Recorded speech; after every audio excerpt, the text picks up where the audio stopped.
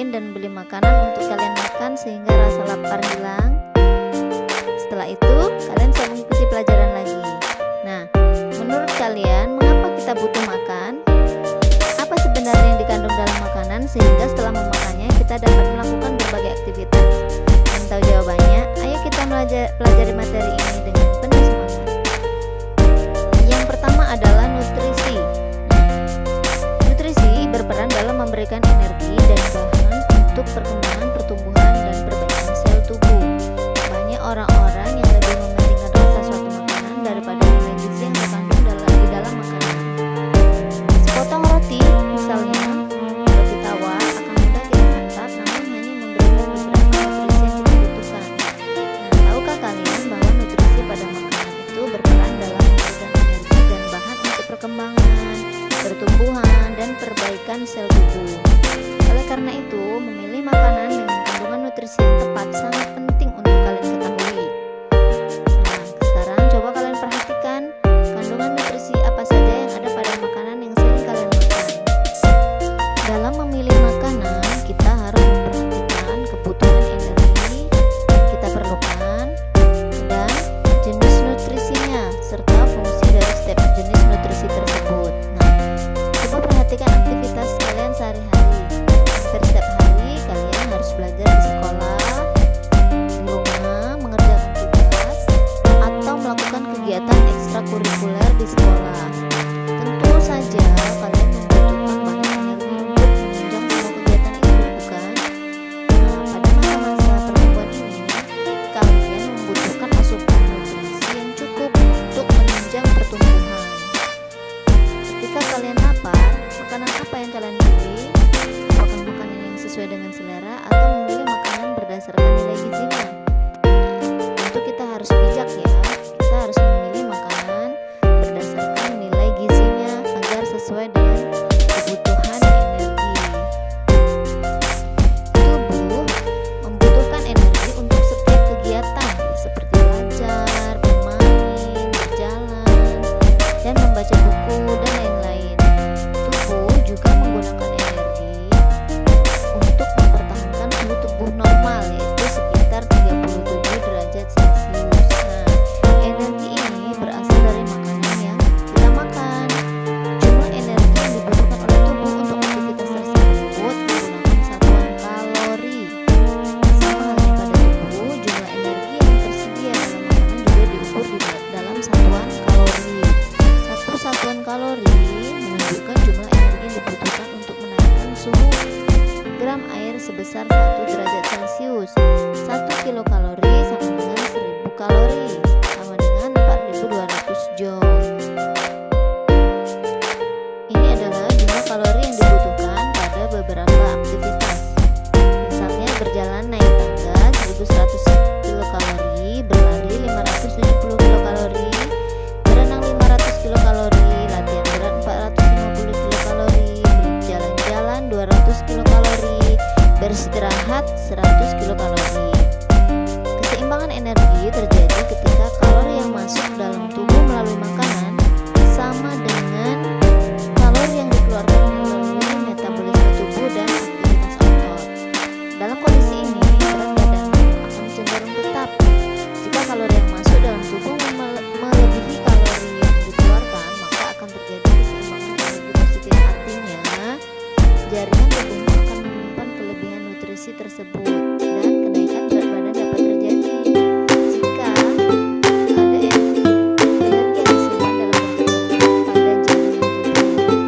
Sebaliknya, jika kalori yang dikeluarkan tubuh melalui aktivitas lebih besar dibandingkan dengan kalori yang masuk dalam tubuh, maka akan terjadi keseimbangan negatif. Artinya, tubuh akan membakar lemak yang berlebihan.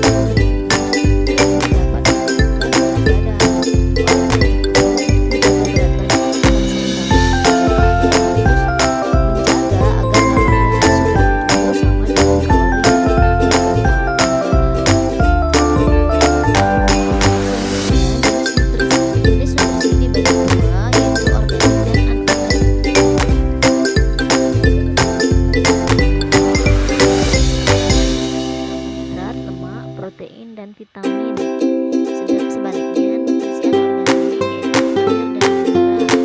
Dia tidak mengandung karbon. Karbohidrat. Satu gram karbohidrat menghasilkan 4,1 kilokalori. Ada 3 jenis karbohidrat yaitu gula, pati, dan serat. Gula disebut karbohidrat sederhana, contohnya makanan, buah-buahan, nasi, dan susu. Dua jenis karbohidrat lainnya yaitu pati dan serat disebut karbohidrat kompleks. Pati ditemukan dalam umbi-umbian seperti kentang dan makanan yang terbuat dari biji-bijian. Sedangkan serat seperti selulosa ditemukan di daging sel tumbuhan seperti contohnya roti gandum atau sereal, kacang tanah, sayuran, dan buah-buahan. Yang kedua adalah lemak. Lemak berfungsi menyediakan energi bagi tubuh melalui vitamin A, D, E, dan K, dan menyediakan asam lemak esensial bagi tubuh.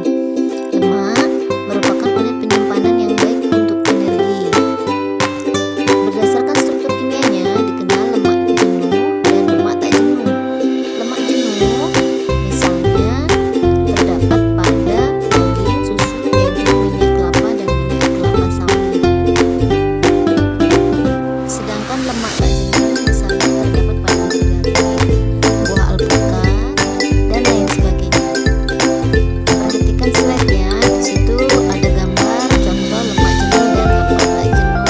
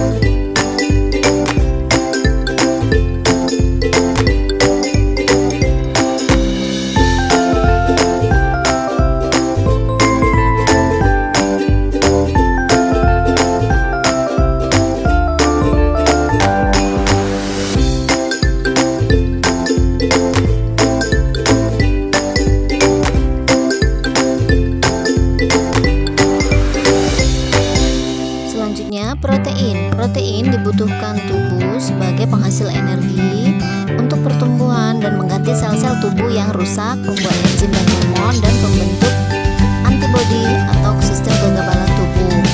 Protein yang kalian makan itu berasal dari protein hewani dan nabati. Hewani itu berasal dari hewan, nabati tumbuhan.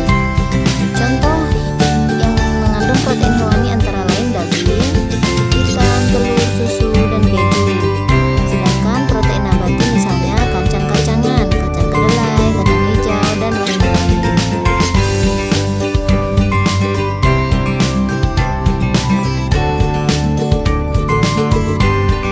Perhatikan gambar ya, itu adalah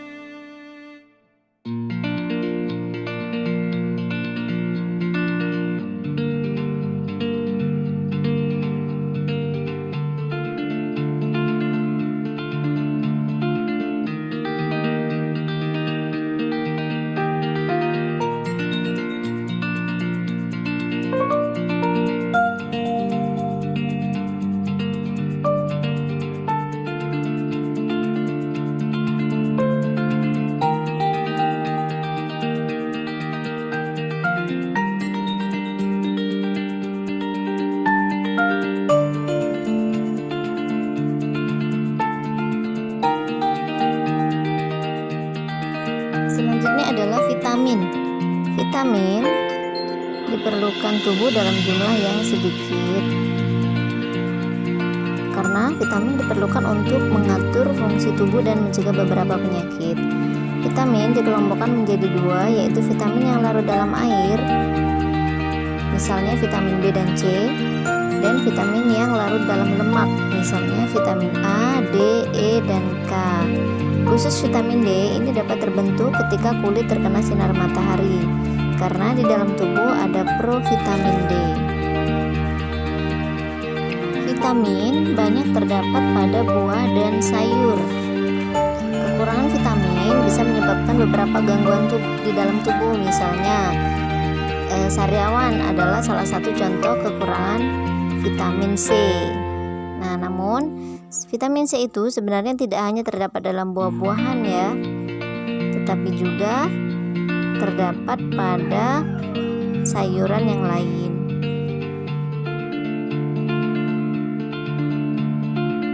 Kalian perhatikan gambar tampilan yang ada pada layar. Nah, itu adalah contoh makanan yang mengandung vitamin.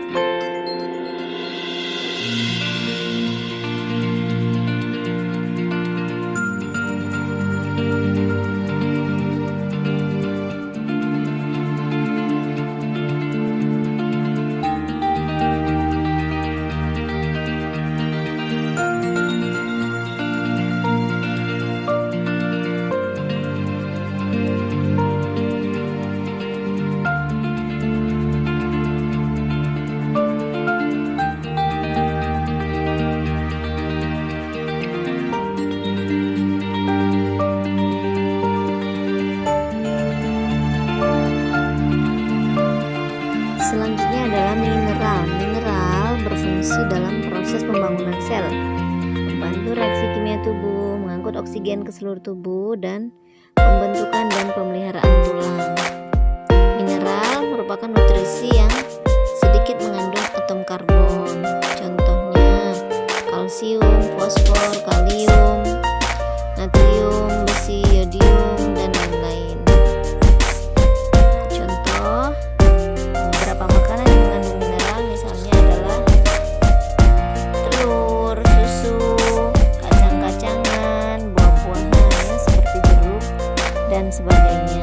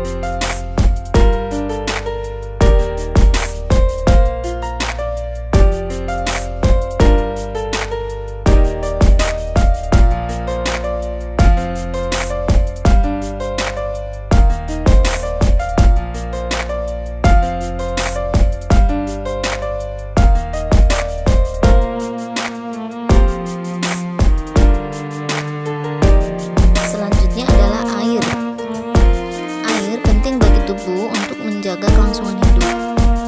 Kamu tentu lebih dapat menahan lapar daripada menahan haus, kan? Kenapa? Karena sel-sel tubuhmu membutuhkan air untuk beraktivitas. Di samping itu, nutrisi yang masuk ke tubuh tidak dapat digunakan oleh sel-sel tubuh bila tidak terlarut dalam air.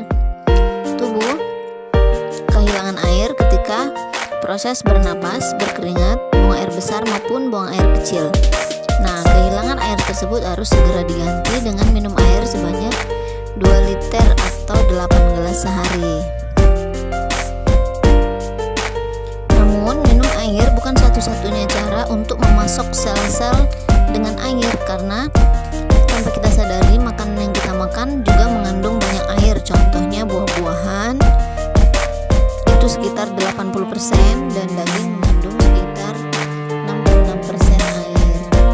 Nah, perhatikan gambar persentase air dalam tubuh manusia itu sekitar 72%.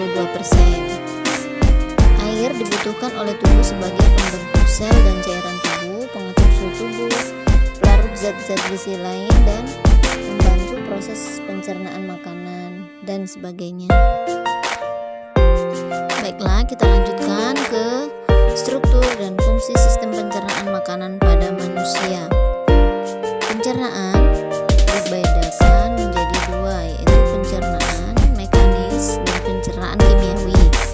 Pencernaan mekanis terjadi ketika makanan dikunyah, dicampur, dan diremas.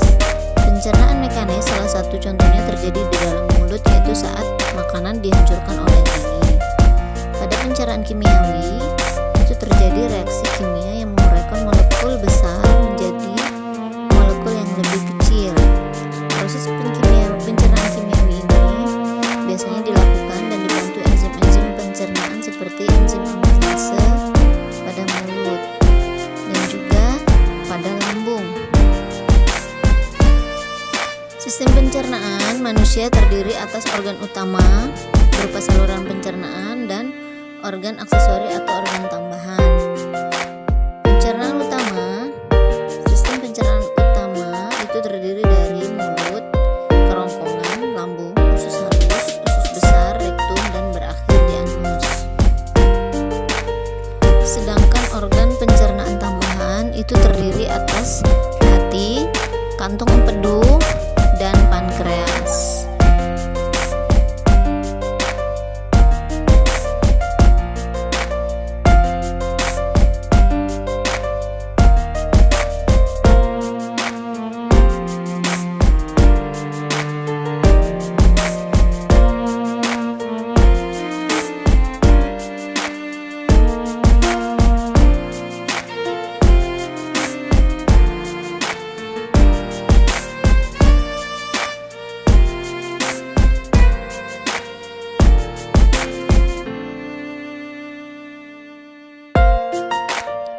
Organ pencernaan utama yang pertama adalah mulut. Masih ingatkah kamu bahwa pencernaan ingesti terjadi di dalam mulut? Di dalam mulut terdapat gigi, lidah, dan kelenjar air liur atau saliva. Air liur mengandung mukosa atau lendir, senyawa yang berfungsi sebagai antibakteri, dan enzim amilase atau dikenal dengan enzim ptialin. Enzim ini akan memecah molekul amilum menjadi molekul maltosa. Di dalam mulut terjadi pencernaan makanan secara mekanis dan kimiawi.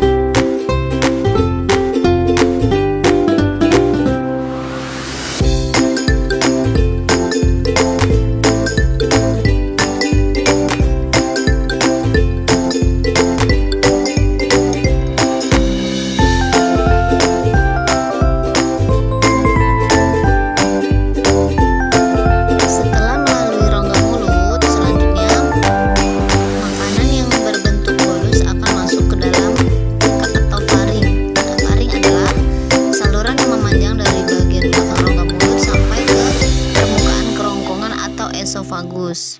Pada pangkal faring terdapat katup pernapasan yang disebut epiglottis yang berfungsi untuk menutup ujung saluran pernapasan atau laring agar makanan tidak masuk ke saluran pernapasan. Setelah melalui faring, bolus akan menuju ke esophagus atau kerongkongan. Otot kerongkongan kemudian berkontraksi sehingga menimbulkan gerakan meremas yang mendorong bolus ke lambung yang disebut dengan gerakan peristaltik. Silakan perhatikan gambar. Setelah dari esophagus, makanan masuk ke lambung. Di dalam lambung terjadi pencernaan mekanis dan kimiawi. Secara mekanis, otot lambung berkontraksi mengaduk-aduk bolus. Kemudian, secara kimiawi, bolus tercampur dengan getah lambung yang mengandung asam klorida, enzim pepsin, dan enzim renin. Asam klorida menjadikan ruangan dalam lambung bersifat asam sehingga dapat membunuh kuman yang masuk bersama makanan. Kemudian enzim pepsin akan menghidrolisis atau memecah protein menjadi peptol. Kemudian enzim renin juga akan mengendapkan protein kasein yang terdapat dalam susu. Setelah melalui proses pencernaan selama 2-4 jam di dalam lambung, bolus menjadi bahan kekuningan yang disebut kimus atau bubur usus. Nah, kimus akan masuk sedikit demi sedikit ke dalam usus 12 jari. Pengaturan ini dibantu oleh adanya sphincter, yaitu otot-otot yang tersusun melingkar antara lambung dan usus 12 jari. Perhatikan gambar. Usus halus memiliki panjang sekitar 8/4 meter yang terdiri atas 3 bagian, yaitu usus 12 jari dengan panjang sekitar 0,25 meter, usus tengah atau jejunum dengan panjang sekitar 7 meter, dan usus penyerapan atau ileum dengan panjang sekitar 5 meter. Dalam usus halus terjadi pencernaan secara kimiawi saja. Pada duodenum terdapat saluran yang terhubung dengan kantung empedu dan pankreas, di mana getah pankreas mengandung enzim lipase, amilase, dan tripsin. Enzim lipase berfungsi mencerna lemak menjadi asam lemak dan gliserol. Amilase akan mencerna amilum menjadi maltosa. Tripsin mencerna protein menjadi polipeptida, dan getah empedu yang dihasilkan hati akan mengemulsikan lemak, yakni membuat lemak agar larut dalam air. Kemudian pencernaan makanan dilanjutkan di jejunum. Pada bagian ini terjadi pencernaan terakhir sebelum zat-zat makanan diserap. Usus besar atau kolon memiliki panjang kurang lebih 1 meter dan terdiri atas kolon ascendens naik, kolon transversus mendatar, dan kolon descendens menurun dan berakhir pada anus. Bahan makanan yang sampai pada usus besar dapat dikatakan sebagai zat-zat sisa. Zat-zat sisa berada dalam usus besar selama 1-4 hari. Zat sisa tersebut terdiri atas jumlah besar air dan bahan makanan yang tidak dapat tercerna, misalnya selulosa. Usus besar berfungsi mengatur kadar air pada sisa makanan. Bila kadar air pada sisa makanan terlalu banyak, maka dinding usus besar akan menyerap kelebihan air tersebut. Sebaliknya, bila sisa makanan kekurangan air, maka dinding usus besar akan mengeluarkan air dan mengirimnya ke sisa makanan. Di dalam usus besar terdapat banyak sekali bakteri Escherichia coli yang membantu membusukkan sisa-sisa makanan tersebut. Bakteri ini mampu membentuk vitamin K dan B12. Nah, sisa makanan yang tidak terpakai oleh tubuh beserta gas-gas yang berbau disebut dengan tes tinja atau feses dan dikeluarkan melalui anus. Nah, baiklah, selanjutnya kita ke organ pencernaan tambahan. Di antaranya ada hati, kantung empedu, pankreas. Hati merupakan kelenjar terbesar dalam tubuh, berada pada bagian rongga perut sebelah kanan di bawah diafragma. Hati berperan dalam proses detoksifikasi. Ketika dalam darah terkandung beberapa zat yang berbahaya dan bersifat racun, maka hati akan menetralisir racun tersebut sehingga tidak berbahaya bagi tubuh. Kemudian kantung empedu merupakan organ yang berada di bawah hati, menyimpan getah empedu yang dihasilkan oleh hati. Getah empedu ini berwarna kuning kehijauan karena mengandung pigmen bilirubin yang terbentuk dari pemecahan hemoglobin. Nah, getah empedu ini dikeluarkan ke usus halus dan berperan dalam mengemulsi lemak. Dengan demikian, lemak akan terpecah menjadi butiran-butiran kecil sehingga lebih mudah dicerna oleh enzim pencernaan. Kemudian pankreas merupakan organ yang berada di balik perut, di belakang lambung. Sel-sel pada pankreas menghasilkan cairan pankreas yang masuk ke dalam duodenum. Nah, getah pankreas ini mengandung sodium bikarbonat dan enzim pencernaan yang berperan dalam penguncian karbohidrat, protein, dan lemak. Pankreas juga mengandung kelenjar endokrin yang menghasilkan hormon insulin yang berfungsi mengatur proses pengubahan glukosa dalam darah menjadi glikogen yang disimpan dalam hati.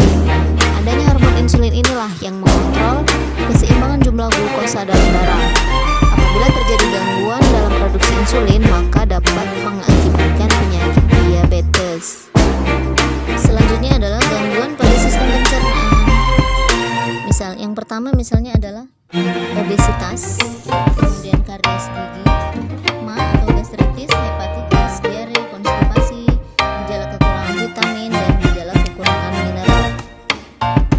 Nah, ini gambar atau contoh obesitas atau disebut dengan obesitas. Kemudian ada sakit ma atau gastritis atau biasa disebut asam lambung. Karies gigi atau gigi berlubang dan berwarna. Kemudian hepatitis. Hepatitis merupakan penyakit peradangan pada hati. Orang yang menderita hepatitis memiliki gejala seperti orang terkena flu, yaitu sakit otot, sendian, demam, diare, dan sakit kepala.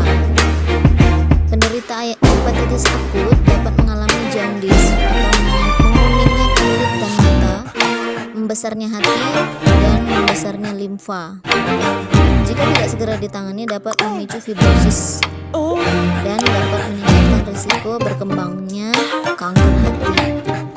Demikianlah uraian tentang sistem pencernaan pada manusia, dan dapat kita ambil kesimpulan makanan memiliki peran penting bagi kehidupan manusia sebagai sumber energi dan penyeimbang manusia. Yang kedua, makanan diproses dalam tubuh melalui 4 tahap: digesti, absorpsi, dan defekasi. Yang ketiga, jaringan pencernaan manusia terdiri atas